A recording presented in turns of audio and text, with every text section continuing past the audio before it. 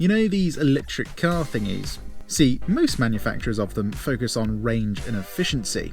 And of course they do. Nobody wants to be stuck at the side of the motorway because they put their heated seat on and ran out of battery. So surely this Mini Electric has been chocked full of batteries to give every owner peace of mind that they will always make it home with plenty of charge to spare. Well, no, actually.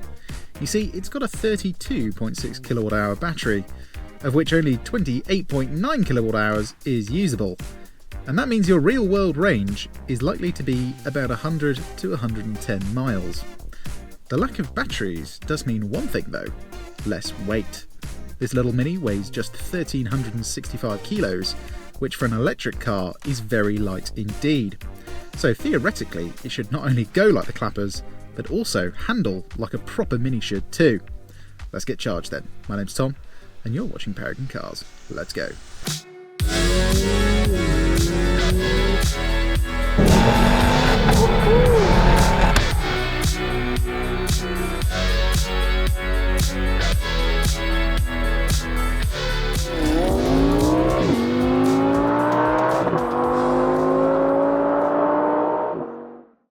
Before we start, please like, subscribe and hit the bell if you'd like us to keep bringing you this content. Also, don't forget to follow our socials for updates on our stock. Links in the description below. Okay, so power. This little Mini makes 184 horsepower and 270 Newton meters of torque. Sounds like a healthy amount for a little car like this. Won't be that fast though, will it? Will it heck? Let me show you and do the 30 to 70 sprint.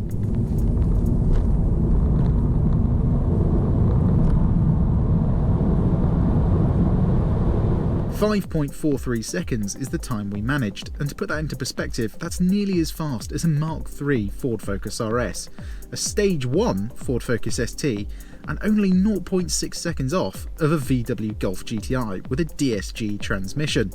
Safe to say, this thing is more than just nippy, it's straight up quick. The inside of this mid-level trim Mini is decent, and if you're familiar with BMWs, you'll feel right at home here, as Mini is still owned by them.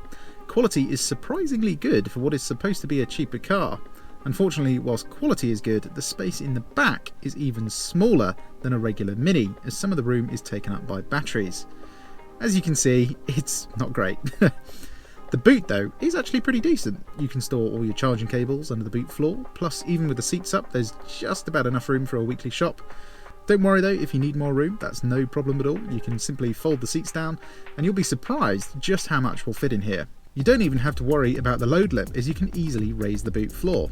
Very solid design Mini, well done. For two people this is actually a very good car I think, but pushing it for a family might be a bit difficult.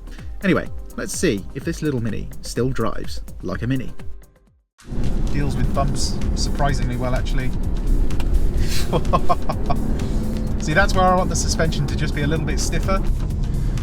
To have a looky then.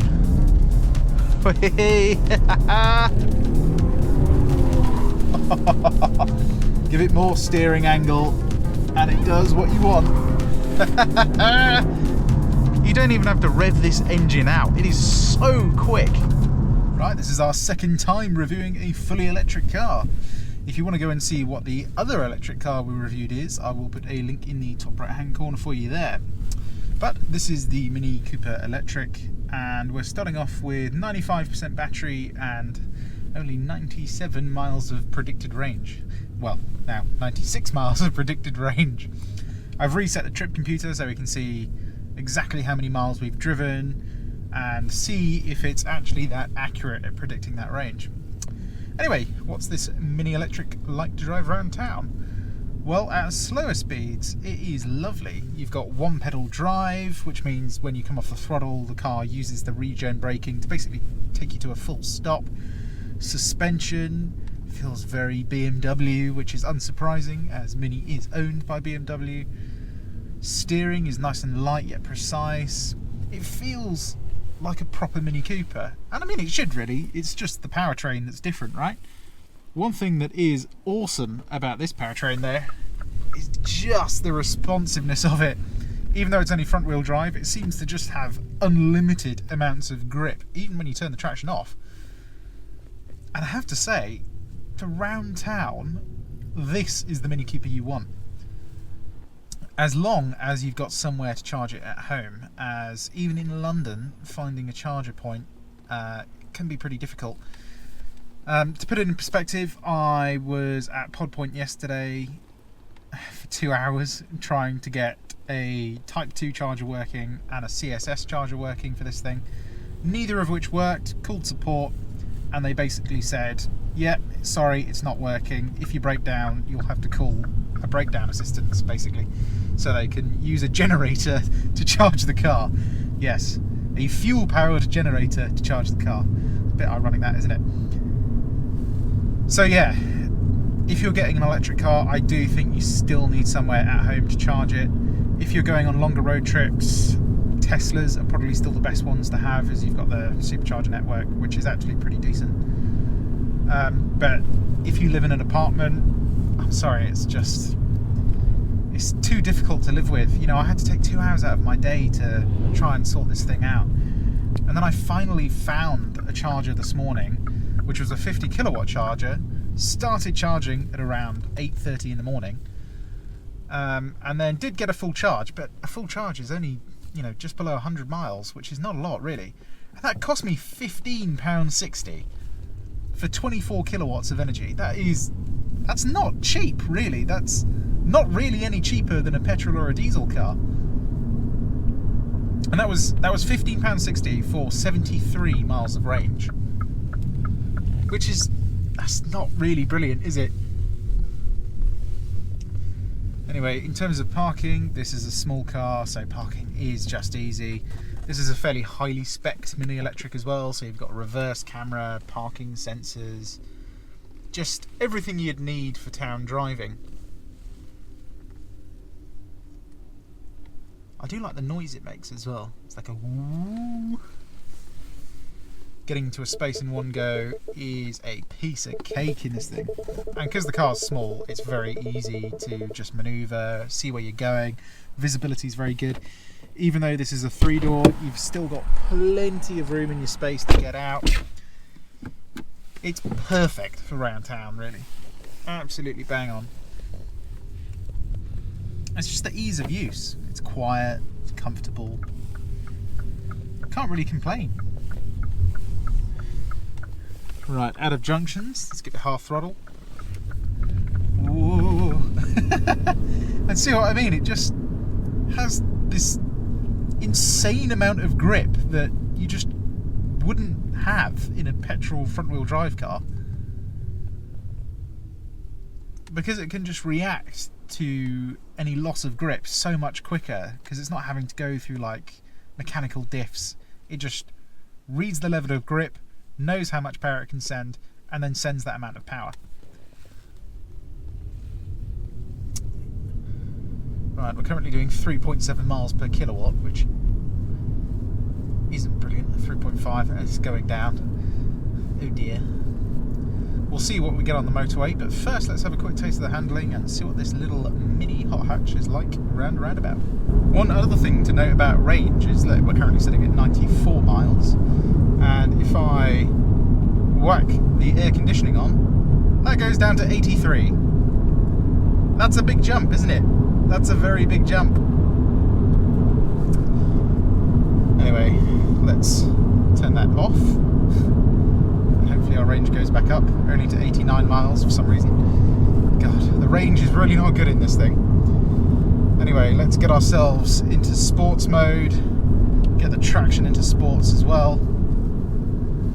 Yes, dynamic traction, active, blah blah blah. Hopefully it can make up for its lack of range in terms of fun. Hey, now we can get the wheels spinning. Whee! Oh, it still handles like a Mini, that's for sure. And I mean, that's quick. That's like genuinely quick. You know, you think, oh, like 7 seconds 0 to 60 is fast. When it's electric, that 7 seconds is just, it feels so much quicker. It's just the response from 60 to 70. You're not having to wait for gears or anything like that, or turbos to spool. It's just instant. Anyway, before we actually run out of battery, we've got to do some more driving later. Let's get ourselves into Green Plus. This turns off the climate control, totally deadens the throttle response, and will hopefully give us enough range to finish this review. Right then, coming onto the motorway in Green Plus mode. Let's see how fast it lets us go.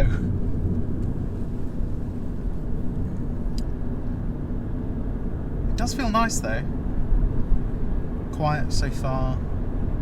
Obviously no engine in the background. The one caveat of that is that it does kind of mean every other noise is amplified. Right, let's get the cruise control set to 70, because that's where we want to be.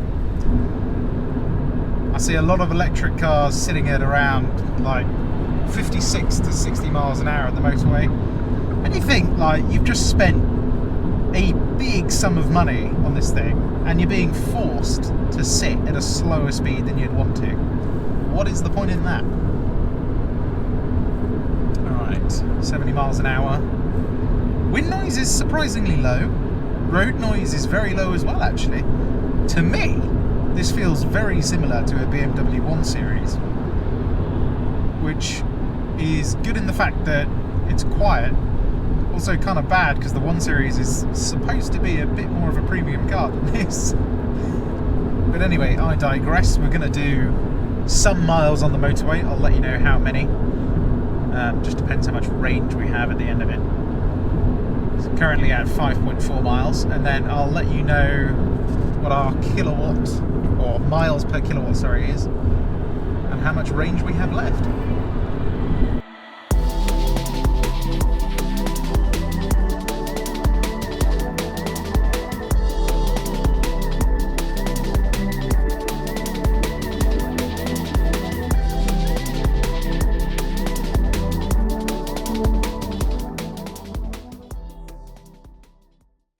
Okay, we are averaging 3.9 miles per kilowatt, which is actually pretty decent for an electric car. We've done 21.7 miles, and it's saying our predicted range is 86 miles.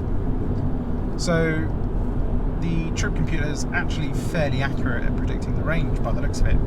However, we've still used a quarter of the battery since we've started, and we've only done 22 miles.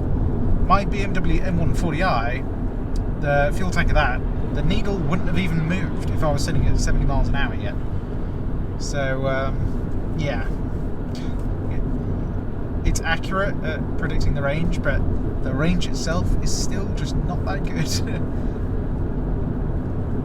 Well, let's see how much that range drops when we get on a B road. Okay, back in sports mode with the traction in sports as well. Let's see what happens to this little Mini. Front end grip is nice. It's got that lovely Mini balanced chassis feel. Tap on the brakes, get it to rotate. Oh, it's fantastic. I do love the way Minis handle. They're just so neutral. Oh, this thing's got some mega pickup, man. It absolutely flings you down the road. By the way, I had to put the climate control on because it was just getting a bit stuffy in here, and now my range is only 68 miles already.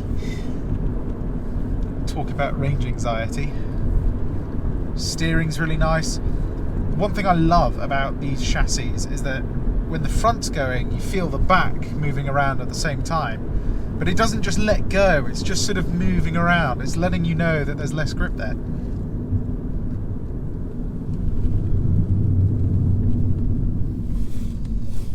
Sound check.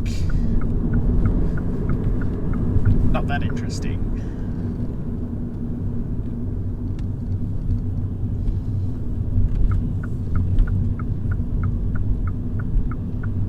See, this is the thing about sort of like well-known manufacturers that have then moved on to electric cars. So like the Porsche Taycan, fundamentally fantastic handling car, but it's just missing something. It's missing a little bit of emotion. And it's the same with this. Fundamentally, a fantastic handling car, but it's just I'm missing something.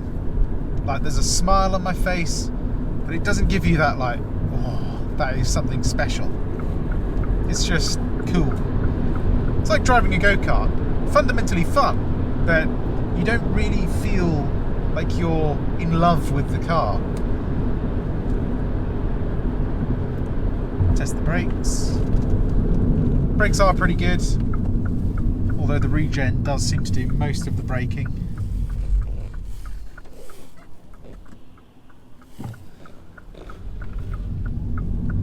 Give it one more go around here.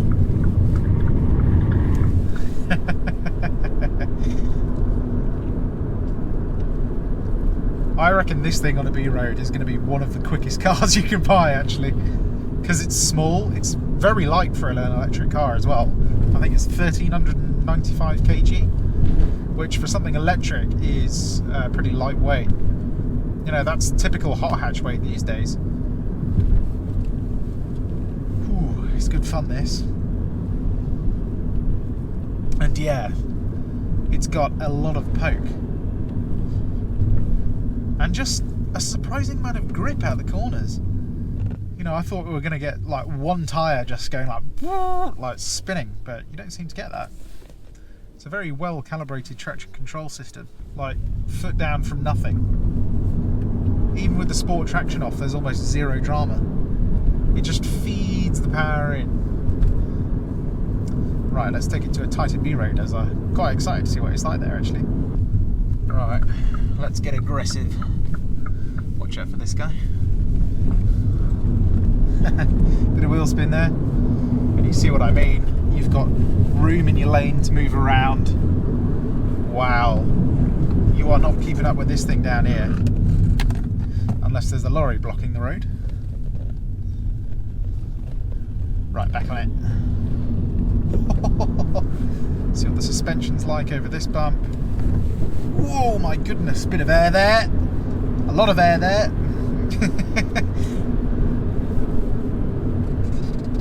Hard on the brakes. Oh my god, this thing handles so well.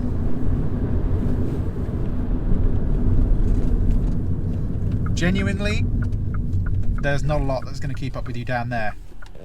I mean, you've just got more room than any other car that, you know, you'd be driving down there at the same speed.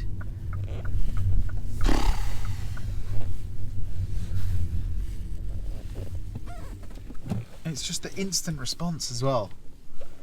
Alright, make sure no one's behind us. Let's do a little launch from nothing. It's just amazing how well it deals with the lack of traction. Easily up to 60 before the corner.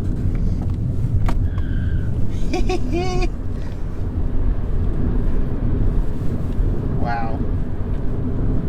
Yeah. This thing over bumps, I mean, this is like a frickin' rally car. This is a serious weapon. My goodness. Suspension deals with, well, the lack of weight actually really well. I suppose because it's actually not that heavy, the suspension doesn't have a lot to do. Most electric cars, like the Tesla Model Y, you did notice it was a bit lollopy in the corners. But this still has that mini feel, like agile, zippy. Wants to go into a corner, doesn't feel sluggish. You're not waiting for the chassis to catch up to you. And steering is surprisingly good as well. This is a little monster. Okay, one last time.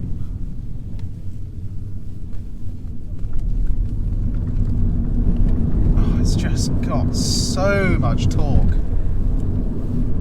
Like, you look at the numbers and you think, oh, it's not going to be that fast. And it just is. It's just that fast. This is like Ford Focus RS quick.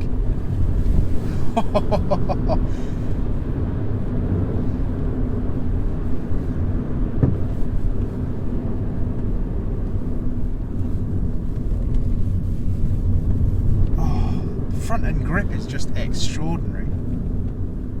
So yes, it drives like a Mini, and honestly I'm glad they went with this approach. Sacrifice range, but keep that charming character. The one big caveat with the lack of range though is of course that this Mini Electric is for a very particular audience. And that's an audience that just wants a car to drive in a town or a city, but can also charge at home. So you've got to be wealthy basically. And that means in reality it makes for a great second car, but I certainly wouldn't want one as my only means of transport. As usual, if you enjoyed this review, give it a like and why not subscribe, as not only can you see more content like this, you can see everything we have for sale. My name's Tom, and you've been watching Paragon Cars. See you on the next one. Goodbye.